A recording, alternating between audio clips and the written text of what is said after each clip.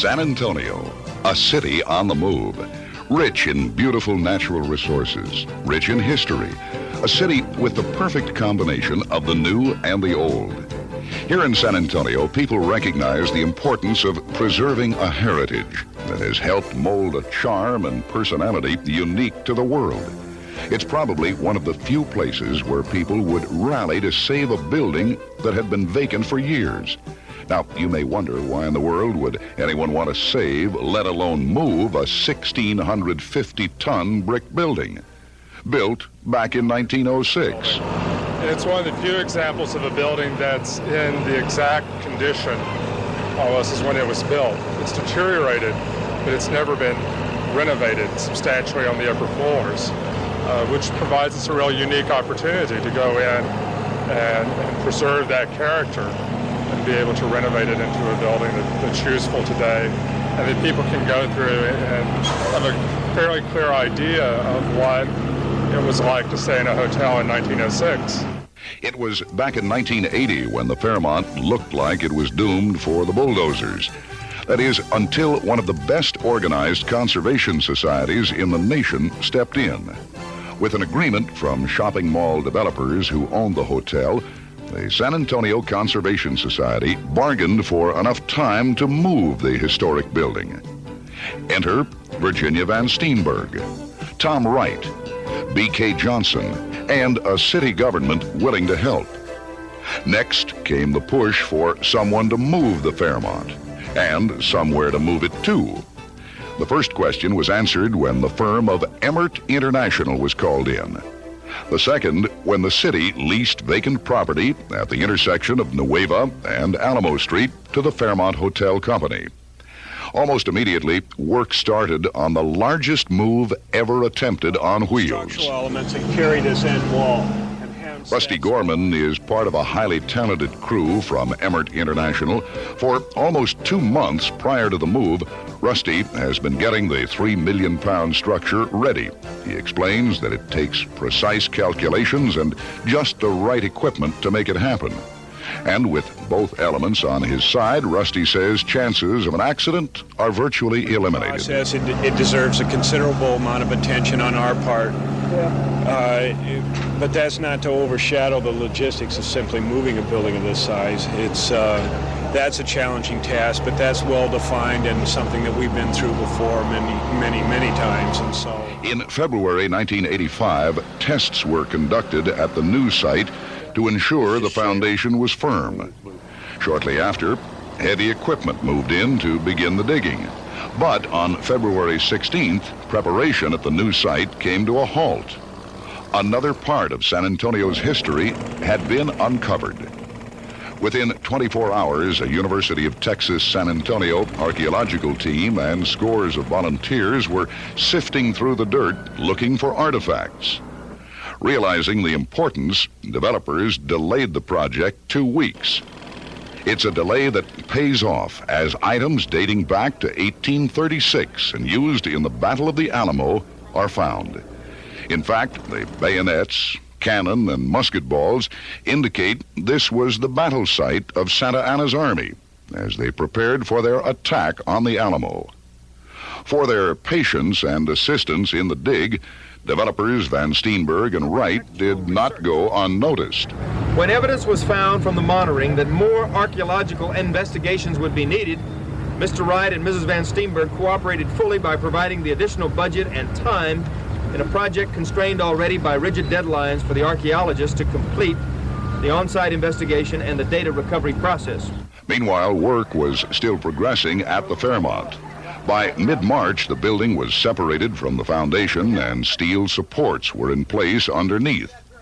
Dollies and jacks used to lift the Fairmount were ready to do just that. It's a process called shoring. It requires a sophisticated hydraulic system and no less than 800,000 pounds of timbers. As moving day grows nearer, the Fairmount is reinforced with steel beams and cables to ensure that it will hold together during the move. And the route which it will travel is inspected. Additional support is added to the Market Street Bridge. Everything checks out okay, and the final go-ahead is given to move the Fairmount from Commerce Street onto Bowie, then turn down Market, cross the bridge, and finally make the turn onto Alamo Street and proceed to its new home. Talking about it is one thing. Now it's time to really move it. Saturday, March 30th. Well before dawn, the streets around the hotel come alive. Representatives from dozens of city agencies gather to plan strategy with the owners, architects, and the moving company. And CPS, they've got a pole to move and waterboard for plating. Do you all have the plating up ready to go? Outside, preparations have already begun as street lights that would ultimately be in the path of the Fairmount are taken down. Metal plates weighing over a ton each are placed on the pavement to protect an underground water line. With everything in order, Emmert International's Rusty Gorman makes final preparations for getting the move underway. So they've got the sand coming, you've got the plate coming, or plate here. All right, so we're in good shape. Let's just take a few minutes and get the sand. And pray like hell. Yeah, no, we'll be all right. By mid-afternoon, hundreds of spectators encircle the old hotel, watching it like proud parents watch a baby take its first few steps. Police move the barricades back, and even news photographers are cleared from the area. Finally, at 3:02 Saturday afternoon, the 79-year-old hotel rolls no more than a foot or so. A small dent in the project, but enough to delight onlookers. And as the Fairmount made its way onto Commerce Street, there was praise for the people involved in saving a part of San Antonio's past. Well, there's no question, but the San Antonio is getting a lot of credit for its conservation activities across the country as a result of this project. It's drawing a lot of attention to what we've known for a long time, and that is that there's a very strong conservation ethic here. By the end of Saturday, the intersection at Bowie and Commerce was cleared, and crews had begun to take timbers to the new location. The end of the first long, grueling day, a day in which success was measured in inches.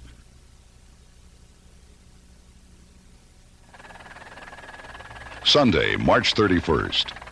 How do you turn a 3 million pound, 3-story brick building? Obviously, very slowly, very gently, and with precise maneuvering of the dollies which support the building.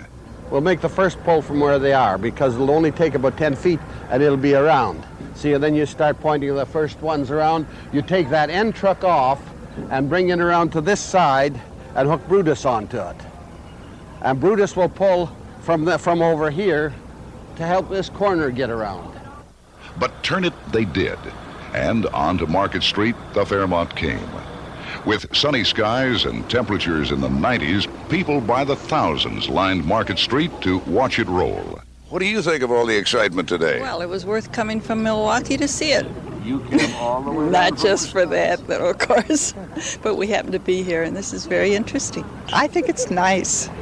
I live here. I think it's nice.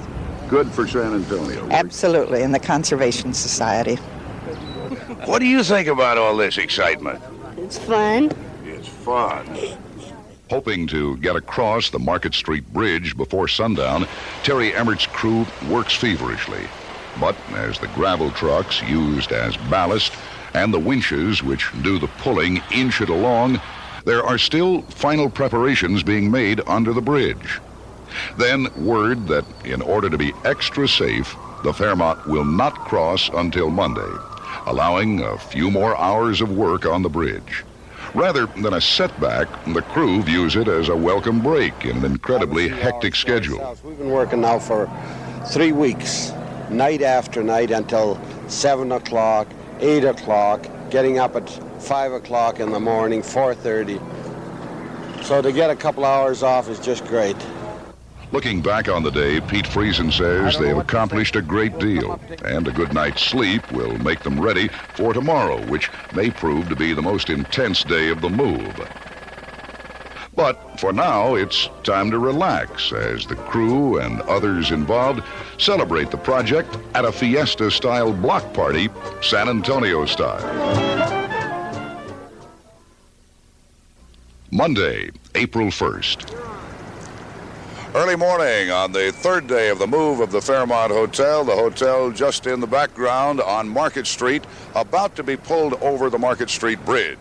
Terry Emmert of Emmert International has been checking under the bridge this morning, making certain that the last of the shoring is in place and that the bridge will withstand the weight of the building. We expect that move should be getting underway in a short time, and once the hotel is over the bridge, then it's an easy pull down to the South Alamo Street corner, and then, of course, the slow negotiation of that corner on the final turn. The Market Street Bridge over the famed San Antonio River Walk was never intended to carry weight of this type, but today it will make engineering history. The hotel is pulled to the edge of the bridge, and the trucks are moved forward so that the building will spend as little time as possible actually on the bridge. Underneath the bridge, the city safety inspector has wedged a glass bottle. If it breaks, it means the bridge is giving way. But within minutes, the excitement of Emmert's crew indicates there is no problem. Stayed loose all the time. Now it's not giving anything. One bit of a move. Across it goes, hurdling one of the biggest obstacles, a feat that ends in celebration. You're over the bridge. I've got to have your reaction. We're over the bridge. Oh, relieved, happy. Everything delighted. Now we're on our way. Pigeons were roosting while the building was rolling over the bridge. So didn't even move. That was our last test. The pigeons jumped off. We were all diving in the water.